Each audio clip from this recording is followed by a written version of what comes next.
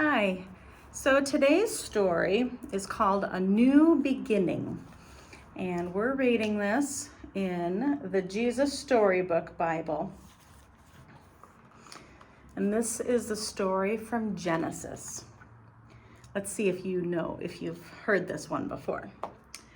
Time passed, and many people filled the earth. Everyone everywhere had forgotten about God and were only doing bad things all the time.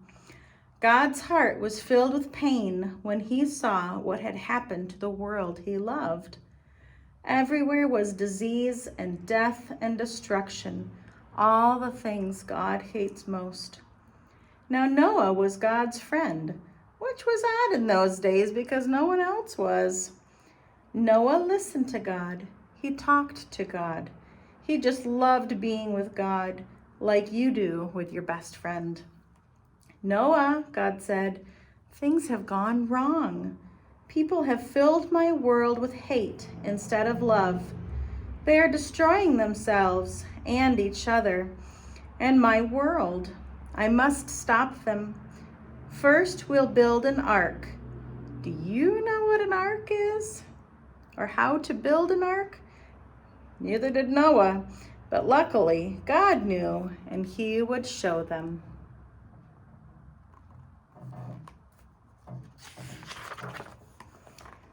A storm is coming, God told Noah, but I will rescue you, I promise. I'll send the animals to you, ones that creep and crawl and slither and slime and gallop and hop and bound and climb. And don't forget to pack everyone's food.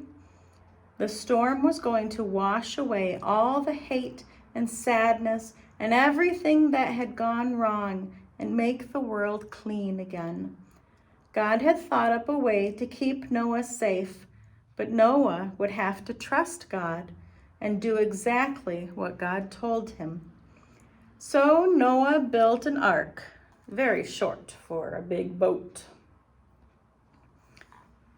Noah's neighbors came out to watch and point and laugh because they didn't believe Noah about the boat or the storm or needing to be rescued.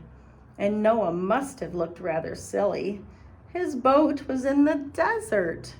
The desert was nowhere near the sea, and there wasn't even a cloud in the sky.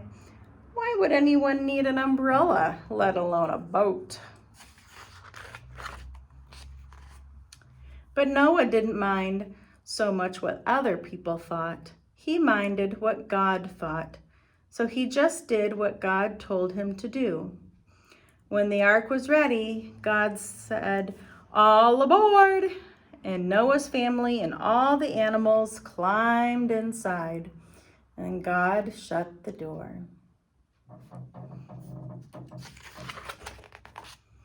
And it started raining. For minutes that joined up into hours, that joined up into days, that joined up into weeks and weeks.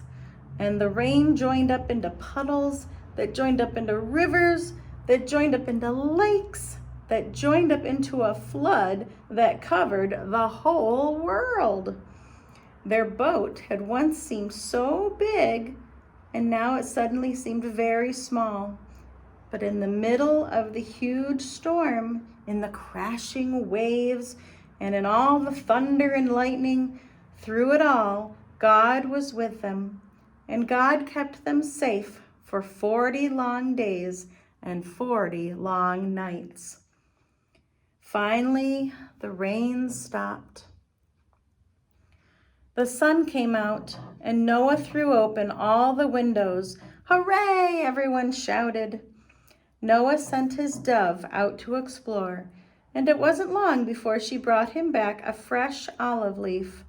Everyone knew exactly what that meant. She had found a tree and land.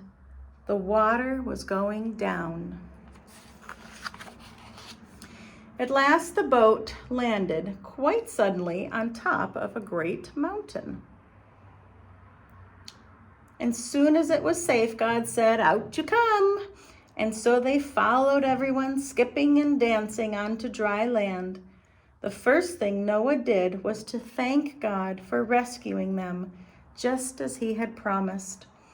And the first thing God did was make another promise. I won't ever destroy the world again. And like a warrior puts away his bow and arrow at the end of a great battle, God said, "See, I have hung up my bow in the clouds." And there in the clouds, just where the storm meets the sun, was a beautiful bow made of light. It was a new beginning in God's world. It wasn't long before everything went wrong again. But God wasn't surprised. He knew this would happen. That's why, before the beginning of time, he had another plan, a better plan. A plan not to destroy the world, but to rescue it. A plan to one day send his own son, the rescuer. God's strong anger against hate and sadness and death would come down once more, but not on his people or his world.